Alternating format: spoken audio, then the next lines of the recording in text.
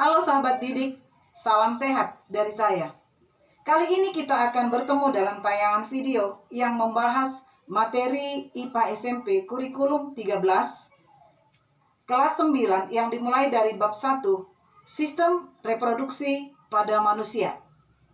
Kita akan bahas judul, kata sistem berkaitan dengan struktur organisasi makhluk hidup, di mana kita tahu bahwa struktur terkecil yang membangun tubuh makhluk hidup adalah sel. Kumpulan dari sel yang bentuk dan fungsinya sama akan membentuk jaringan. Kumpulan dari beberapa jaringan yang bentuk dan fungsinya sama akan membentuk organ. Beberapa organ akan membentuk sistem organ. Dalam hal ini sistem reproduksi.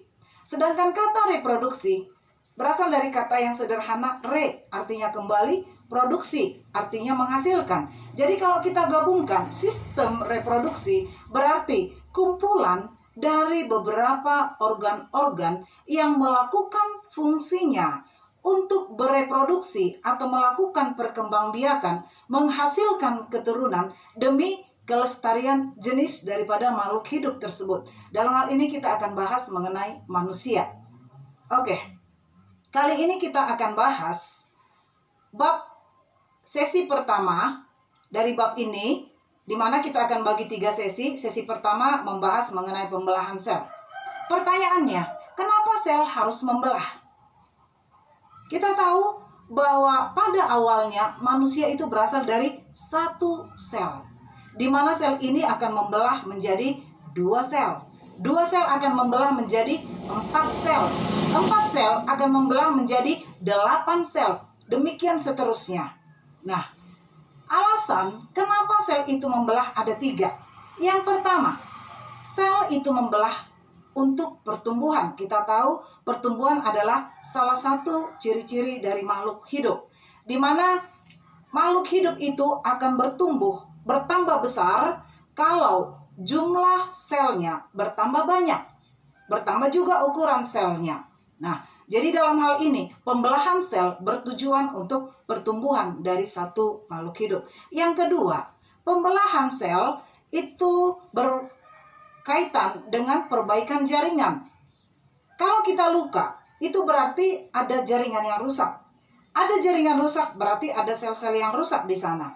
Untuk memulihkan kembali sel-sel yang rusak ini, maka di bagian yang terdapat luka itu, di sana akan terjadi pembelahan sel dan luka itu akan dipulihkan kembali. Yang ketiga, pembelahan sel itu bermanfaat untuk reproduksi. Kita tahu bahwa di dalam sistem reproduksi ada sel-sel kelamin. Sel kelamin pada laki-laki namanya sperma. Sel kelamin pada perempuan namanya ovum. Ovum dan sperma ini terbentuk dari hasil pembelahan sel. Nah, jadi itu adalah 3 alasan mengapa terjadi pembelahan sel pada manusia. Yang pertama untuk pertumbuhan, yang kedua untuk perbaikan, dan yang ketiga untuk reproduksi. Oke, selanjutnya kita akan bahas bagaimana sel itu membelah. Ada 2 cara pembelahan sel.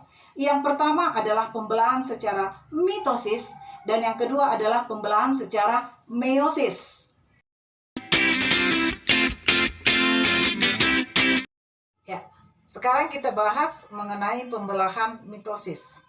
Pembelahan mitosis terjadi pada sel-sel somatis atau sel-sel tubuh, di mana hasil pembelahan dari pembelahan mitosis dihasilkan 2 sel anakan yang bersifat diploid atau 2N. Diploid itu artinya di mana kromosomnya berpasangan. Kemudian tujuan dari pembelahan mitosis itu ada 3. Yang pertama, pembelahan mitosis bagi makhluk hidup yang uniseluler atau yang bersel satu, maka pembelahan ini bertujuan untuk menggandakan diri atau memperbanyak diri.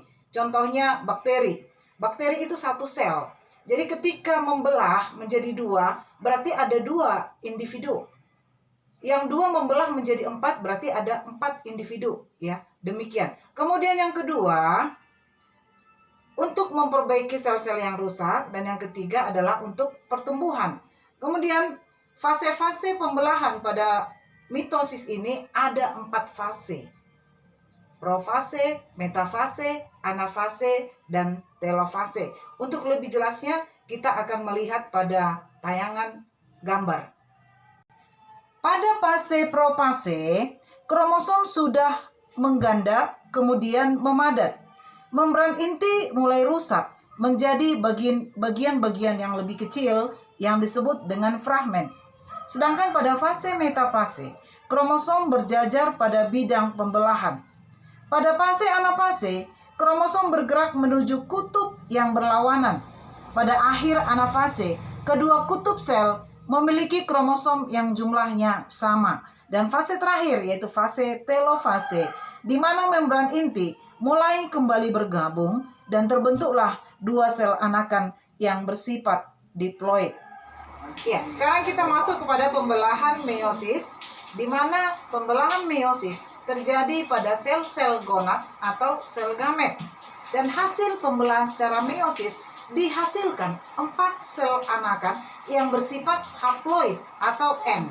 Dan tujuan pembelahan meiosis kita tahu adalah untuk menghasilkan sel-sel gamet. Fase-fase pada pembelahan meiosis itu ada 4 fase. Profase, metafase, anafase, dan telofase. Tetapi ada 2 tahap pembelahan, yaitu tahap meiosis 1 dan tahap meiosis 2. Yang antara meiosis 1 dan 2 ada fase interfase atau fase istirahat. Nah, selanjutnya kita akan masuk kepada gambar yang menunjukkan fase-fase pembelahan pada meiosis.